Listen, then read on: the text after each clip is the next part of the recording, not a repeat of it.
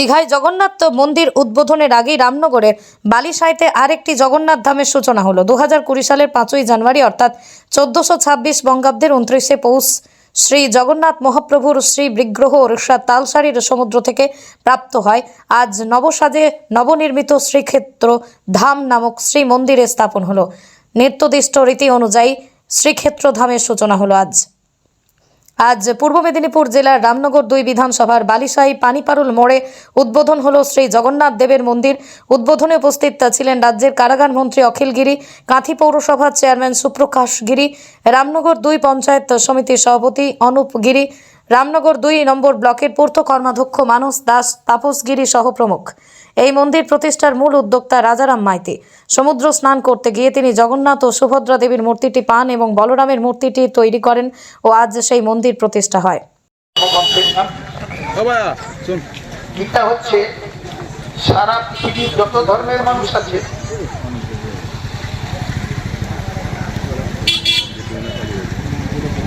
যত ধর্মের গ্রন্থ আছে বা বই আছে সর্বশ্রেষ্ঠ গ্রন্থ হচ্ছে গীতা। গীতায় যা লিখেছেন সেটা হচ্ছে কৃষ্ণের বাণী। বিষ্ণুর অবতার রূপে কৃষ্ণ এসেছিলেন তো তারপরে মহাপ্রভু জগন্নাথের বলরাম সুভদ্রার এই মন্দির প্রতিষ্ঠা করবার জন্য উদ্দেশ্য মহৎ থাকলে স্বামী বিবেকানন্দ বলেছেন সব কাজে সাধন করা যায়, অসাধ্য সাধন করা যায়। রাজারাম বাবু তার এই মনের ইচ্ছা, নিজের পরিশ্রম এবং সমস্ত মানুষের সহযোগিতা নিয়ে এই মন্দির তিনি তৈরি করেছেন এবং মহাপ্রভুকে ভালো জায়গায় বসিয়েছেন এবং আজকে মহাপ্রভুর এই বিগ্রহ প্রতিষ্ঠিত হচ্ছে, প্রতিষ্ঠা লাভ করছে। আমি রাজারাম বাবুকে শুধু এইটুকুই বলবো, মহাপ্রভুর চরণে প্রণাম জানিয়ে বলবো তিনি স্বপ্নাদেশ পেয়েছেন যাইবা এই মন্দির প্রতিষ্ঠা করে তিনি